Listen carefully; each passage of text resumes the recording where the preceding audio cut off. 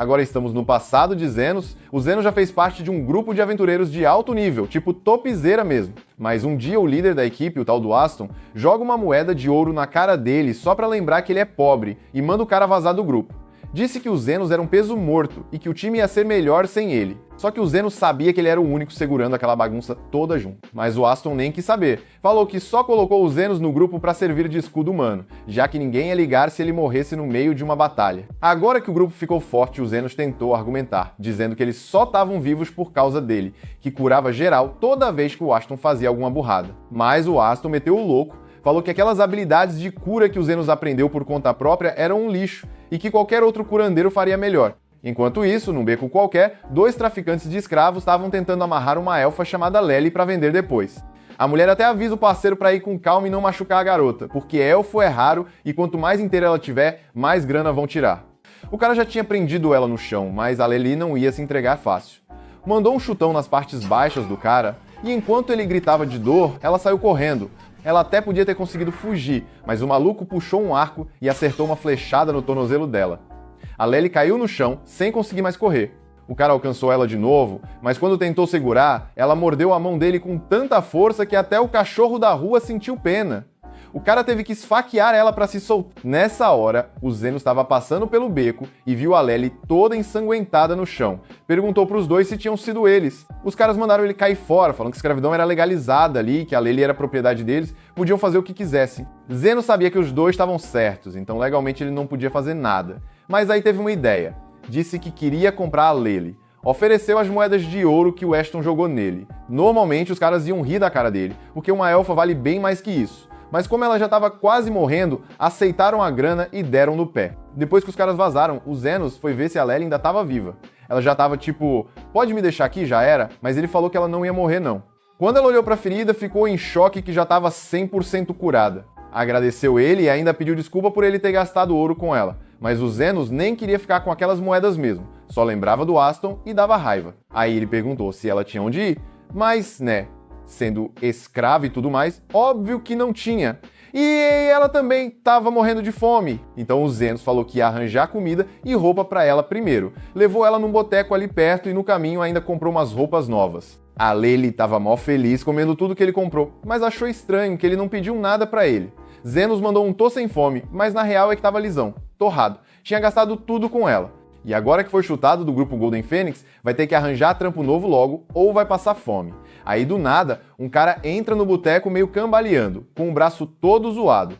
O cara tinha se metido em encrenca e escapou por pouco, mas estava mal. O Zenos olhou de longe, viu o furo no braço e umas queimaduras leves, e sacou que o cara tinha sido atingido por uma arma mágica. Como o cara era um tipo de homem-lagarto, a ferida até podia sarar sozinha em alguns dias, mas era profunda, então o melhor era curar logo. Zenos esticou a mão e lançou uma cura. Em segundos, o braço do cara estava zerado. O maluco ficou em choque, tipo, que bruxaria é essa? Perguntou quem era o Zenos. Antes dele responder, a Lely já soltou. Esse aqui é um curandeiro lendário.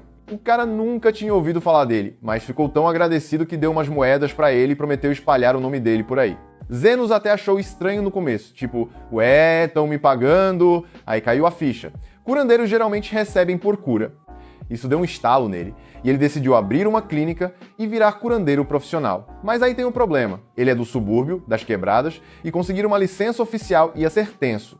E abrir negócio de forma legal significava pagar imposto. Por isso mesmo, o Zenos decidiu que vai virar um curandeiro underground.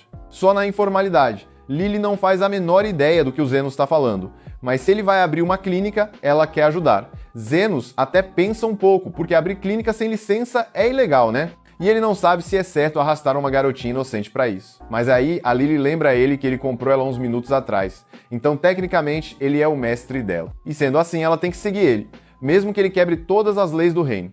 Zenos nem queria virar dono de ninguém, só queria dar uma força pra menina. Aí a Lily solta que não tem pra onde ir. E se ele não levar ela junto, vai ser culpa dele se ela virar escrava de novo.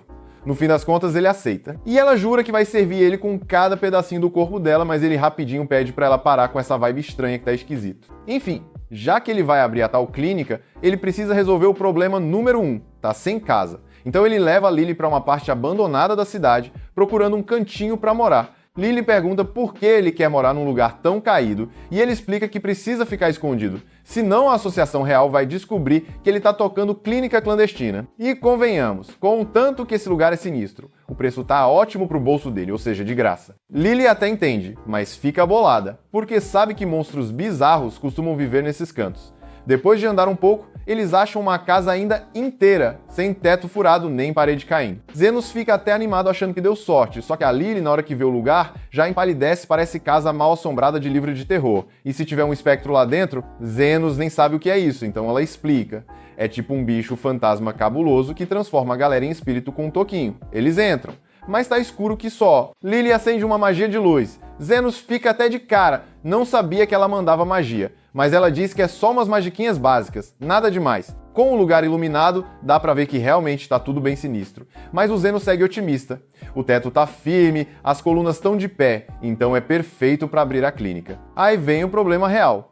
Tem mesmo uma espectro lá dentro, e ela já chega metendo o pé na porta dizendo que vai sugar toda a energia vital dos Zenos. Lily entra em pânico, mas Zenos só fica chateado por a casa já estar ocupada. A fantasma que se apresenta como Carmela parte pra cima dele, mas Zenos manda um feitiço de cura tão forte que explode os braços dela na hora. Ele nem tá com medo, porque quando fazia parte da guilda Golden Phoenix, o Aston sempre mandava ele sozinho pro labirinto quando tava de mau humor. E lá era cheio de espectros. Zenos já enfrentou mais de 100 dessas criaturas e sim, magia de cura funciona muito bem contra morto-vivo. Voltando ao papo, ele pede desculpa pra Carmela por invadir a casa dela do nada, mas é que não tem outro lugar por ali, então pergunta se ela deixaria ele morar ali. Carmela se sente ofendida afinal, ela é a rainha dos espectros e invoca um exército de fantasmas para dar cabo dos Zenos. Só que ele, de boa, lança uma cura de alto nível e apaga todos os fantasmas num estalo. Carmela fica chocada com o poder dele e começa a achar que ele vai mandar ela pro além. Mas Zenos não quer brigar, ele só precisa muito de um lugar para dormir e para montar a clínica. Aí pergunta se ela topa deixar ele e a Lily ficarem com o primeiro andar, só para atender os pacientes. Carmela vê que não tem chance, então acaba topando. Eles podem ficar com o térreo, mas o segundo andar é dela. Zenos acha que saiu no lucro. Já a Lily, ela não sabe se tem mais medo da fantasma ou do próprio Zenos. No dia seguinte, a Lily está entediada porque ainda não apareceu nenhum paciente. Aí pergunta se pode sair para fazer uma propaganda do lugar, mas o Zenos diz que é melhor não, porque o Hospital Real pode descobrir tudo, e de qualquer forma não deve demorar muito para o primeiro cliente aparecer. E como num passe de mágica, alguns minutos depois, alguém entra no consultório. A Lily já se levanta toda animada para receber o primeiro cliente, e fica chocada quando vê que é o mesmo cara que o Zenos curou no dia anterior. Zenos já estava esperando que ele aparecesse uma hora ou outra, afinal. Gente certinha não costuma levar tiro de magia do nada, né? E caras como ele claramente não querem ir para o hospital oficial por motivos bem óbvios. O cara se apresenta como Zand e diz que precisa que o Zenos dê uma olhada na irmã dele. Zenos topa ajudar, e aí a Zofia mostra o machucado dela, uma feridinha de leve. Mas ela diz que o braço tá esquisito desde ontem. O Zenos dá uma olhada e na hora saca que foi algum feitiço envenenado que causou aquilo. Zofia pergunta se tem como resolver, mas o Zenos explica que ela ficou a noite toda com o braço daquele jeito. E agora o tecido já era, tá tudo necrossado. Melhor cortar logo para evitar que o veneno se espalhe. Zofia fica bolada com a ideia de perder o braço, mas entende que não tem muito o que fazer. Ela pergunta quanto vai custar a amputação e o Zenos solta. 1 milhão.